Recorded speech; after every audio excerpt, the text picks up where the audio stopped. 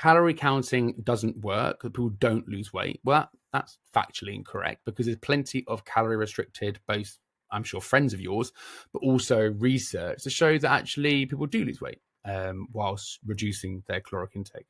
The problem is they struggle to sustain those diets, and they struggle to maintain that weight that has been lost after the end of their weight loss phase.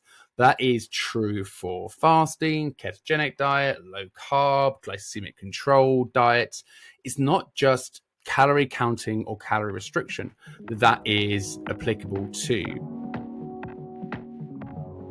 Hello and welcome to the Smart Strength Training Podcast. This is the podcast where we talk about popular trends and we look at them through an evidence-based lens. And today's topic for episode 8 is calories. And the question, do calories matter? Because it's 2024 and it feels like calories are a more controversial topic than ever before.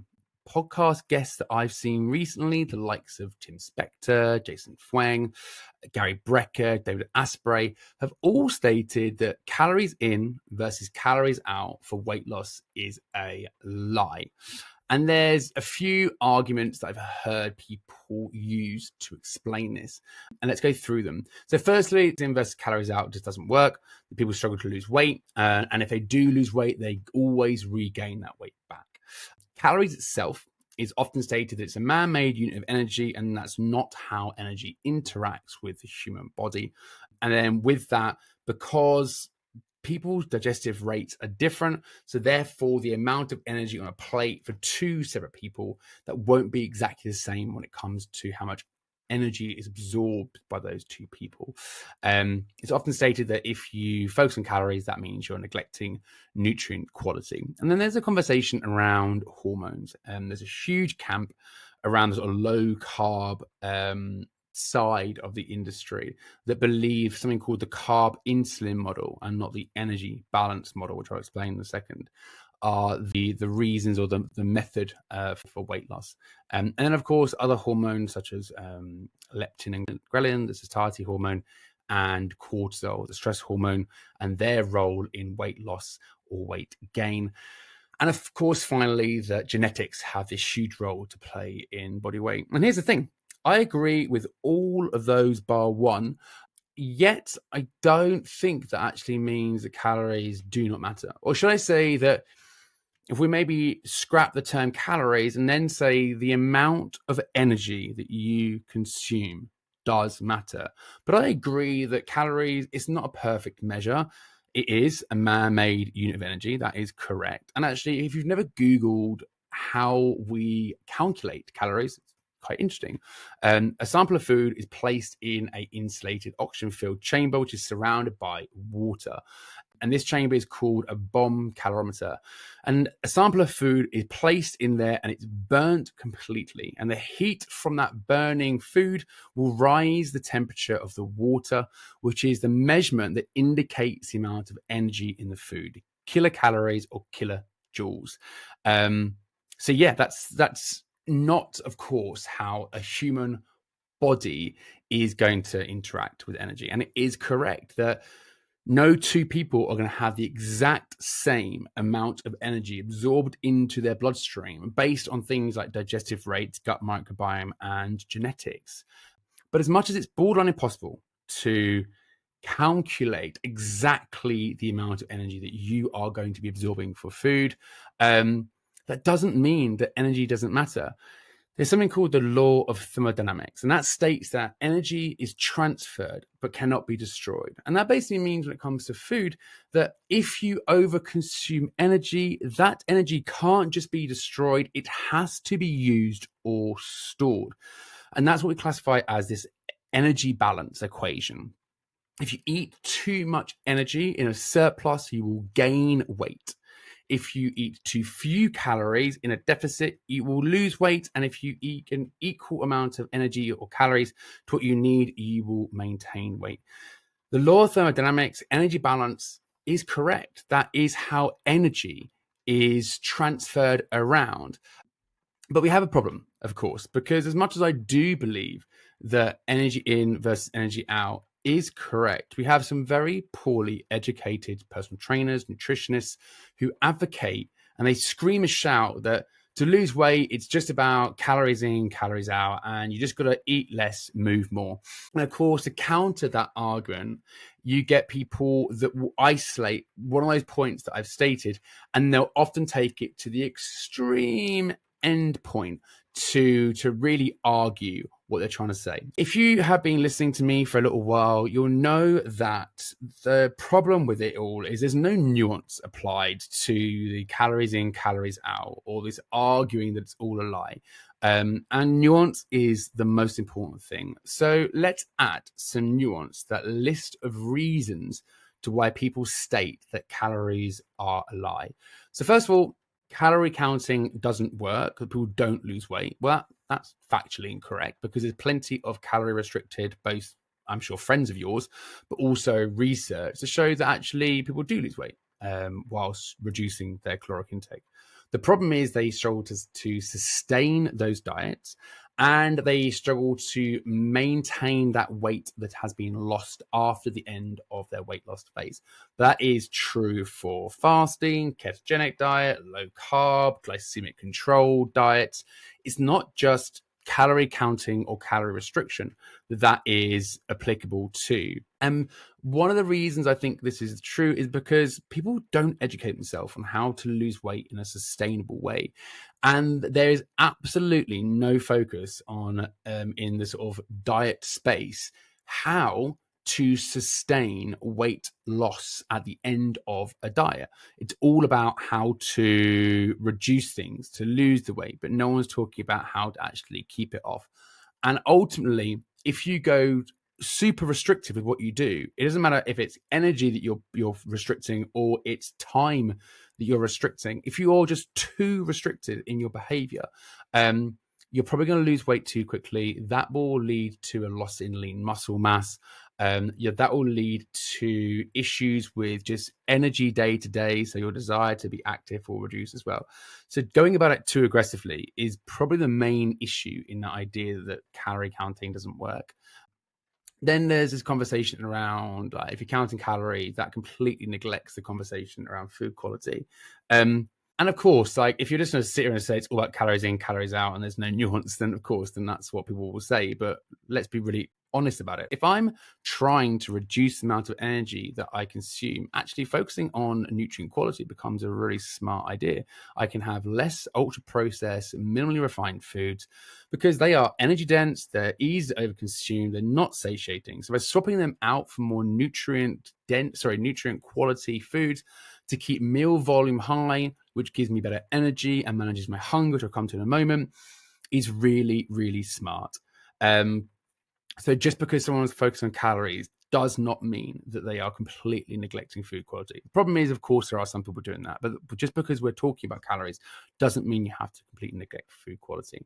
The carb insulin model theory for weight loss is a interesting one. And this is the one I don't agree with, because if it was only about insulin and the only thing we had to worry about was managing blood glucose spikes, that'd be very easy to test and prove. That would mean that low carb diets would by far trump high carb diets, but they don't. Plenty of research that shows that people can lose substantial amount of weight whilst eating high carb or low carb. The insulin carb model is also, it's not actually completely separate to the energy balance model, which is quite clear that people that promote these things, they don't actually understand the topic they're talking about, because the two actually do coexist within the same theory if people actually bother to take the time to look at the theories. Insulin by itself cannot. So insulin is a storage hormone, and it rises when blood glucose levels rise. But insulin by itself cannot govern weight gain. Only in a situation where there is too much energy are we going to have major issues. Now, and there is a big conversation around how fructose plays into this and how that affects fatty liver, and that's a separate conversation. So yes, there are some situations where the body can be impaired and insulin's role will become slightly more detrimental towards fat gain. But they are quite extreme situations. And again, it's one of those extreme points people take it to try and prove that insulin is the main driver. But again, like I said, if it was truly insulin, the research would really heavily support it. Insulin's a hormone. Other hormones get spoken about as well. Cortisol being one. A lot of people say that high cortisol, high stress will prevent weight gain, so prevent weight loss. That's not true. Again, that's pretty well researched. The satiety hormones are much more, and I think this is probably a podcast episode in its own right. I don't know if you've ever heard of the expression set point, which is this idea that the human body has a body weight that it will always try and return to. Set point model got upgraded, let's say, to the settling point model, or more accurately, the dual intervention point model. That just to be said that when you lose a lot of weight or you lose weight really, really rapidly, it will affect satiety hormones, leptin and ghrelin. And it's quite clear in the research, or talking to anyone that's lost a lot of weight, that hunger becomes a major issue. But that is more to say than anything, that actually, as long as you're not going at it too aggressive, that you're not shooting for too rapid a weight loss or staying in a reduction in energy, an energy deficit for far too long, you can manage a lot of this out. So yes, leptin and ghrelin, yes, cortisol, yes, insulin do affect or are affected by reduction in calories. This relationship is very much back and forth. They're not independent of one another. The energy you consume will affect leptin and ghrelin and vice versa. And the last one is genetics. Now, anyone talking about weight loss that does not talk about genetics is very frustrating, because genetics are, of course, probably the biggest factor in this. We know that metabolic rates do differ. You can take two people of the same height and they can have very varied metabolic rates. One person could be burning 300 calories more per day at rest based on maybe the amount of muscle tissue they have, maybe just their organs are, or their digestive system is more efficient or less efficient. There are lots of things that can change that. So we do know that digestive rates are different. We have other things that we know as well, of course, around genetics, that some people are impacted by hunger a lot more than others. Some people just start working out and start reducing their calories, and they are much more noticeably hungry than others, which goes back to that conversation of why nutrient quality becomes super, super important for a lot of people. And this isn't necessarily genetic 100%, but we have this sort of behavioral thing. For one, if I get really stressed out, angry, emotional, I completely lose my appetite. That is the last thing I want to do. But I would say the majority of my clients that are trying to lose weight, they are the opposite of me, that they get stressed out and they have anything that is kind of like emotionally triggering, then food and hunger become something that are used as coping mechanisms. So that's very, very different from person to person. And we can't just sit here and state this about calories and forget the fact there are these large genetic differences. So let's wrap up. So I agree, there are issues with accurately knowing how much energy in food and how you are absorbing energy from food. And tracking itself is very, very challenging for a lot of people, but also not overly accurate based on things like human error issues and food labeling issues. But that does not mean that the energy you consume does not matter. Nutrient quality obviously matters. That manages hunger, that keeps meal volume high.